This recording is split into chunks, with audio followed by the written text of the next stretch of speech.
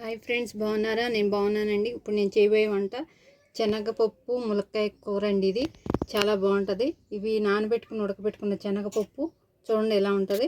దాంట్లోకి కరివేపాకు, ఉల్లిపాయలు, పచ్చిమిర్చి, ములక్కాయ ముక్కలు, కొత్తిమీర అండి, కారం, సాల్టు, అల్లం వెల్లుల్లిపాయ పేస్టు. స్టవ్ వెలిగించుకుని కడాయి పెట్టుకున్నాను. దాంట్లో ఆయిల్ వేసుకున్నాను. ఆయిల్ వేడవుతుంది. ఇప్పుడు దాంట్లో తాలింపు గింజలు వేసుకున్నాం. మనం ఆవాలు వేస్తున్నా చూడండి. కొన్ని ఆవాలు, కొన్ని జీలకర్ర వేసుకుని కొంచెం పసుపు కూడా ఇప్పుడు వేసేస్తాను. ఇందులో చూడండి ఆవాలు వేగిపోయినాయి. ఇప్పుడు ఉల్లిపాయ ముక్కలు వేసుకుంటున్నాను. ఉల్లిపాయ ముక్కలు, పచ్చిమిర్చి వేసేస్తున్నాను. ఇవి కొంచెం మగ్గినాక చూడండి ఇప్పుడు ములక్కాయ ముక్కలు వేసుకుంటున్నాను. ఈ కూర చాలా బాగుంటుందండి. శనగపప్పు ములక్కాయ కూర చాలా బాగుంటుంది. టేస్ట్ చాలా బాగుంటుంది. ఎప్పుడు వండుకుంటాం మేము. ములక్కాయలు దొరికినప్పుడల్లా వేసేసాను చూడండి ములక్కాయ ముక్కలు. మేము ఒక 5 నిమిషాలు అలా మగ్గనిద్దాం. మగ్గిన తర్వాత మనం మళ్ళీ ఇంతలో మూత చూడండి ఇలా మగ్గిద్ది. ఉల్లిపాయ ముక్కలు కొంచెం ఉల్లిపాయ ముక్కలు మగ్గినాయి. ఇప్పుడు దీంట్లోకి మనం అల్లం వెల్లుల్లిపాయ పేస్ట్ వేసుకున్నామండి. కొంచెం దీనికి సరిపడా వేస్తున్నాను అల్లం వెల్లుల్లిపాయ పేస్టు.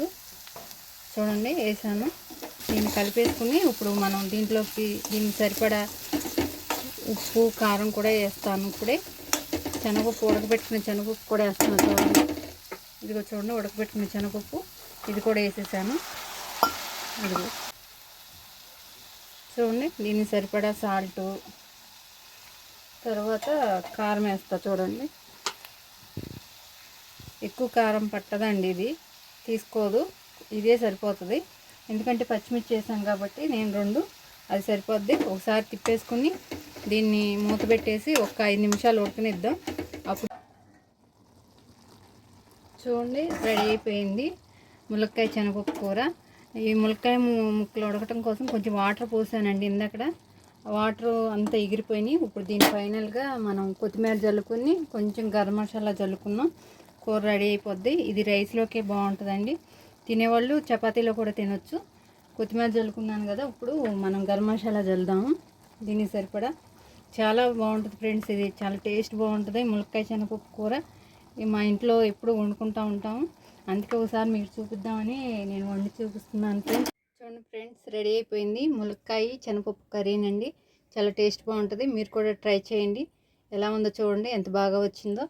లైక్ చేయండి, షేర్ చేయండి, సబ్స్క్రైబ్ చేసుకోండి.